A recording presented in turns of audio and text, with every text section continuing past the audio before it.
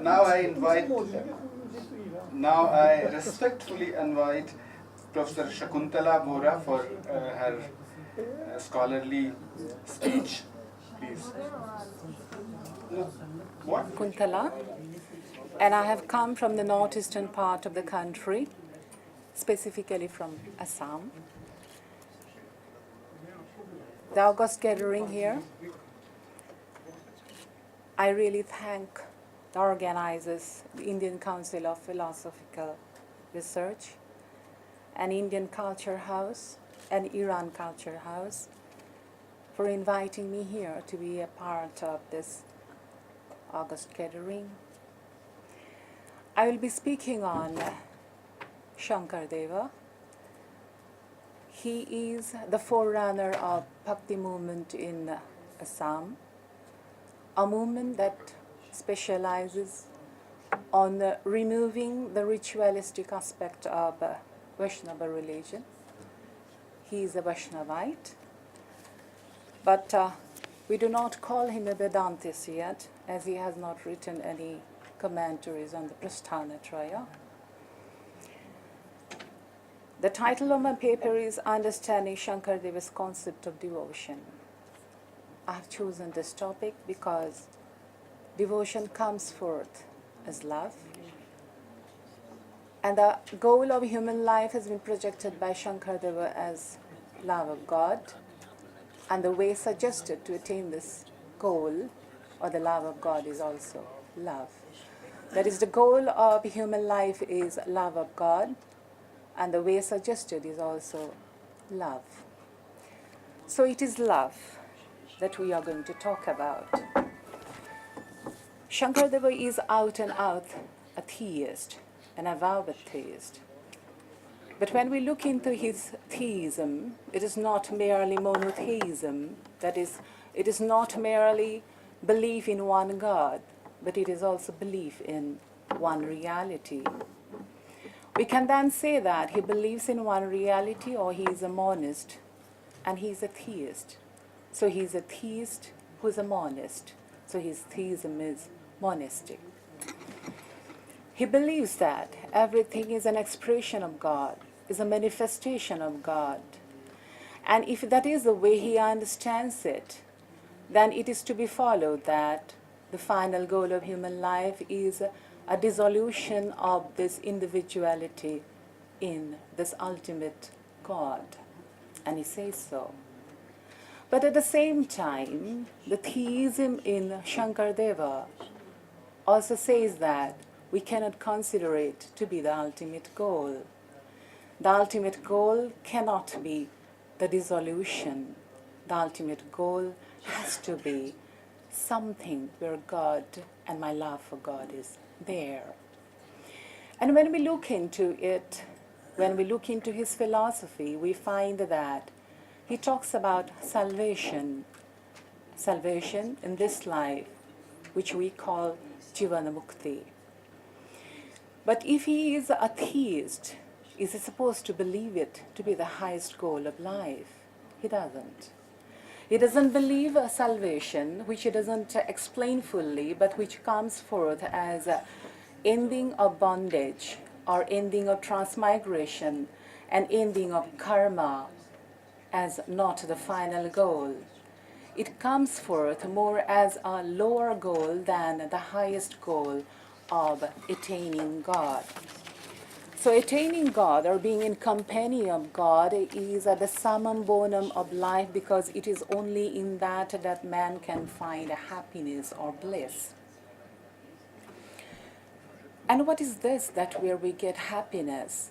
He says that this bliss or the happiness can be had in Vaikuntha, the residing place of the Lord, and also in his company. When he explains what is Vaikuntha, he says, there is no Maya, or the power of time, nor there is desire, anger, or attachment. There is happiness and pleasure all the time in the celebrated Vaikuntha. But this is not the only goal.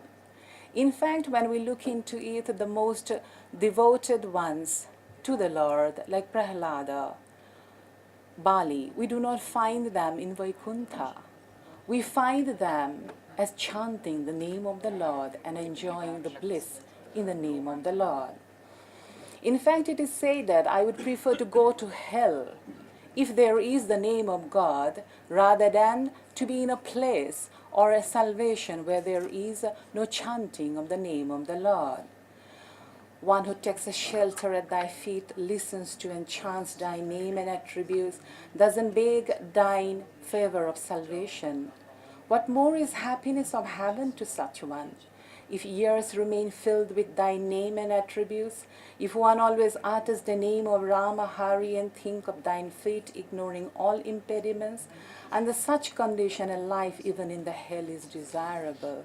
So it is not the place, it is the bliss that a man is supposed to be wanting. So what is this bliss that we are looking for, that is projected as the goal of human life? It is said, having inhaled the fragrance of basil leaves mixed with the scent of Krishna's feet, they felt excited and great happiness. A feeling of love experienced by them dressed their hearts, and tears of joy rolled down from their eyes, while in their bodies they sensed a thrill of pleasure. So it is bliss we want. So it is bliss which is projected as the highest goal of human life. Now this bliss of devotion and love is identified by Shankardeva. Love is devotion, devotion is love. This love may come in different forms. It may be the love of the parents for the child, as in the case of the mother of Krishna, Yashoda, for her child. It may be the love of a friend, as in the case of Uddhava and Arjuna for Krishna. It may be the love of a lover, as in the case of the milkmaids for Krishna. Love that can come in any form, but love is love. And the ecstasy to be enjoyed in love is the ecstasy of love. We may call it by different name, but the love is love. And in this love, there is to be a forgetfulness of myself, of the self. And that is why the milkmaids got liberation. Some of the milkmaids rushed away, not thinking about the babies, busily sucking the breast milk, while others did so, neglecting assistance they should render to their husbands. Some of the milkmaids who were in amorous company of husbands also could not restrain themselves as yet. Some others rushed away, leaving their half-eaten meals. Nothing matters. The worldly things do not matter when we love God. We are lost in the ecstasy of love. But how do we attain this love? How do we get this devotion? But to get this love also, the path that is suggested by Shankardeva is also love, devotion. He says that first we have to start with a little devotion. This devotion will lead to love. That love will lead to the grace of God, and the grace of God will give us the love that is for everybody, that is not specifically for somebody. And when that love will be there will be indifference to the worldly affairs, and there will be attachment to the Lord. In other words, we come across them two things. First, what we aim at is love. And how do we attain this love is also through love. So it is also a means. But when we talk about this devotion or the love as a way, then it is also suggested that this love not only brings bliss, it also brings worldly effects. If I want something, then I can be devoted to the Lord and I can get it. But Shankardeva says that that is not, or that should not be the goal of human life. We should not want anything. And that is why he has termed it, there should be nishkama bhakti. There should be desireless devotion. A love for its own sake. A love not meant with a want for something else. And now when we look into it, that when I love somebody unconditionally, this is what Shankardeva calls dharma. I will not translate it into religion. Dharma is that which will bring me closer to the love of God. And the sign of this devotion is non-attachment. And that is why probably it is said that we have to be non-attached. And how do we prove that we are non-attached? That all our activities are to be surrendered to the Lord. In other words, dharma is that which is unconditional love, that is desireless bhakti. And this I express with the mark that I am not attached to the fruit of my action by devoting or surrendering all the fruits of the actions. Now how do we understand this? That is, how do we achieve this one? How do we achieve a love which is desireless? Is it possible to love without a desire? Now he says that such a detachment is possible only when we have some kind of knowledge. And what is the kind of knowledge we are talking about? The knowledge that Lord is the only reality. And here we again find the theism is supported by monism. That is, what is important is of course God, but there has to be one reality. Unless and until we believe that there is one reality pervading the whole universe, how can we love everything? We love because God is there in all. And there we find the similarity or identity between what we call a dharma and what we call devotion. In other words, dharma will lead me to the love of God, and devotion as a way is also going to lead me to the love of God. Devotion is not different from dharma. Dharma is devotion as a path, and devotion is dharma. And that is why the characteristic of a person who is on the way of dharma and the person who is a devotee are the same. He says, doing charity without discrimination, non-envy towards any other religion, compassion towards all creatures, steady-minded and affectionate towards all dharmas, know this to be Bhagavata dharma. And while defining a devotee, he says, the one who sees the Lord in all creatures and sees the Lord's glory in everything, know he is to be the devotee of the superior kind. Think of Krishna alone and has no desire for any worldly, since the world has nothing but Vishnu Maya, has no animosity, malice, know him to be superior devotee. So there is no difference between a bhakta and one who is following the path of dharma. But if we have to follow dharma, if we have to be a devotee, it is based on the knowledge that there is only one reality. How do we attain this knowledge? How do we know that there is only one reality? And Shankardeva says that this wisdom is not a product of knowledge. This wisdom is a product of surrender.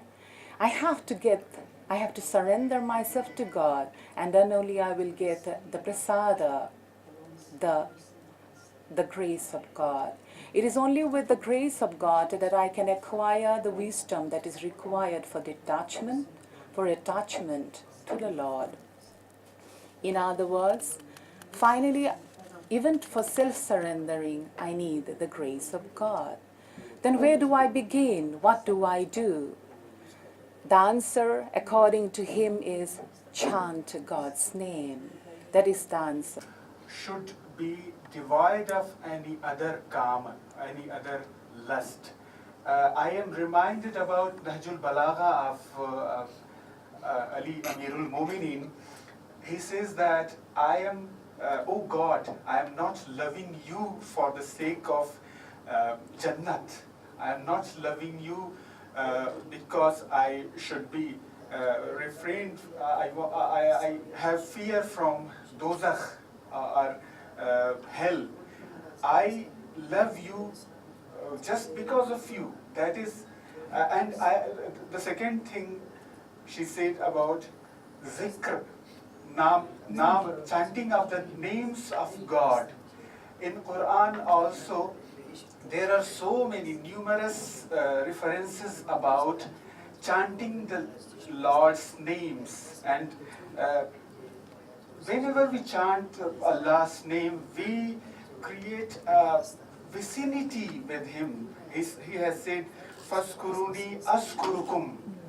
When you remember me, I remember you. Whenever the banda, whenever my slave remembers me, recollects me, I recollect him. So that was a very good presentation. I